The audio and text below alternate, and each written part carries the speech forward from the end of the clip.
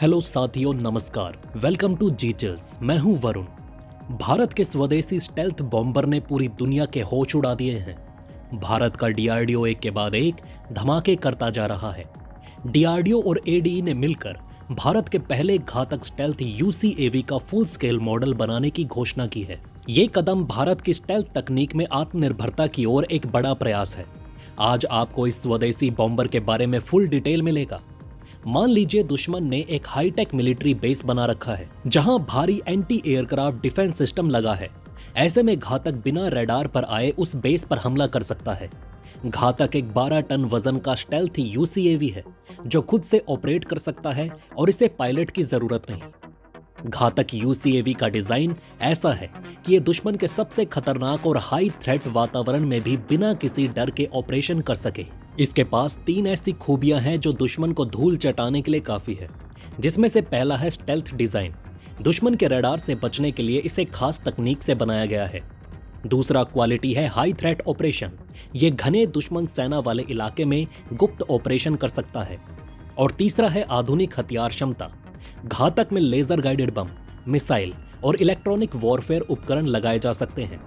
इसका नाम घातक इसलिए रखा गया है ताकि ये साफ संदेश दे कि ये दुश्मन पर बिना चेतावनी वार करेगा।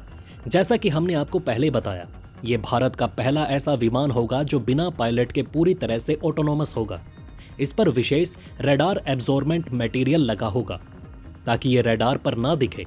इसका डिजाइन अमेरिकी B-2 स्पिरिट बम वर्षक और रूस के Su-57 से प्रेरित है, लेकिन इसे भारत के हिसाब से और उन्नत बनाया गया है। मान लीजिए 2027 में भारत को एक दुश्मन देश की सीमा पर गुप्त ऑपरेशन करना है। वहां मानव पायलट भेजना जोखिम भरा होगा। ऐसे में घातक को लॉन्च किया जाएगा। ये दुश्मन के रडार को चकमा देकर अपने टारगेट पर सटीक वार करेगा और ऑपरेशन के बाद सही सलामत वापस भी लौट आएगा। इस तरह से हमारे किसी पायलट को कोई खतरा नहीं होगा। घातक दुश्मन की सीमाओं में गहराई तक जाकर उनकी गतिविधियों की जानकारी इकट्ठा कर सकता है। घातक का सबसे बड़ा हथियार है इसका IWB यानी इंटरनल वेपन बे, जिसमें यह बिना अपने रडार क्रॉस सेक्शन बढ़ाए 1.5 टन का हथियार ले जा सकता है। यानी ये हाई वैल्यू टारगेट्स जैसे दुश्मन के हेडक्वार्टर या न्यूक्लियर साइट्स पर अचूक हमला कर सकता है। एक तरह से घातक का RCS इतना कम है कि इसे सबसे एडवांस रडार भी ट्रैक नहीं कर सकता। घातक को 46 किलो न्यूटन का ड्राई कावेरी इंजन पावर देगा। एक और बड़ी बात यह है कि घातक को MUMT टेक्नोलॉजी दिया गया है। इसे समझ लेना बेहद जरूरी है। MUMT तकनीक में घातक को इस तरह से डिजाइन किया गया है कि यह मानव संचालित विमानों के साथ तालमेल बिठाकर मिशन को अंजाम दे सके। इस तकनीक के जरिए घातक पायलट द्वारा ऑपरेटेड लड़ाकू विमान जैसे MK और Su-30 MKI के साथ मिलकर काम करेगा। आसान शब्दों में घातक इन विमानों का विंगमैन बनेगा। एक तरह से घातक निडर होकर आगे बढ़ते हुए दुश्मन के ठिकानों पर हमला कर सकता है, जबकि मानव संचालित विमान पीछे रहकर इसे सिर्फ सपोर्ट करेंगे। इसे और अधिक विस्तार से समझते हैं। मान लीजिए भारत और दुश्मन देश के बीच युद्ध चल रहा है। दुश्मन के इलाकों में कई हाईटेक एंटी एयरक्राफ्ट सिस्टम लगे हैं। स्टेज 1, एक MK विमान अपने 2 घातक UCAVs के साथ मिशन पर निकलता है। स्टेज 2, दुश्मन के इलाके में घातक आगे बढ़ता है, दुश्मन के रडार को चकमा देता है और उनकी पोजीशन की जानकारी MK को भेजता है। स्टेज 3, दुश्मन के एंटी एयरक्राफ्ट सिस्टम घातक पर हमला करते हैं, जबकि MK सुरक्षित दूरी पर रहता है। स्टेज 4, घातक उनके ठिकानों को निशाना बनाता है और मिशन बिना किसी पायलट के खतरे में पड़े पूरा हो जाता है। यानी घातक का विंगमैन बनना भारत की वायुसेना के लिए गेम चेंजर साबित होगा। इस तरह मानव पायलट खतरे में नहीं पड़ेंगे। दुश्मन के इलाके में बिना ट्रैक हुए ऑपरेशन करना संभव होगा।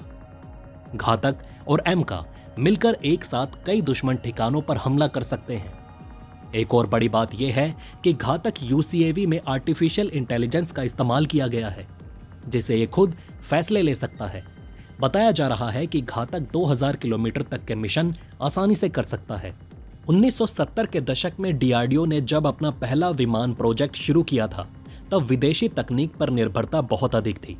लेकिन आज घातक और MK जैसे प्रोजेक्ट भारत की क्षमता को दुनिया के सामने साबित कर रहे हैं। ये आत्मनिर्भरता की सही मिसाल है।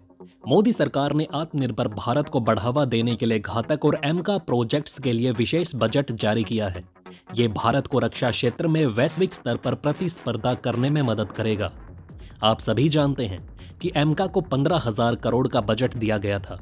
एमका को हाल ही में CCS cabinet committee on security से मंजूरी मिली है, जिससे घातक को अप्रत्यक्ष रूप से फायदा होगा। इस बजट का एक हिस्सा घातक के full scale 12 ton UCAV model को बनाने के लिए इस्तेमाल किया जाएगा। तो चलिए कल फिर मिलते हैं एक और नई अपडेट के साथ। वीडियो को लाइक करके चैनल को सब्सक्राइब जरूर कर लें।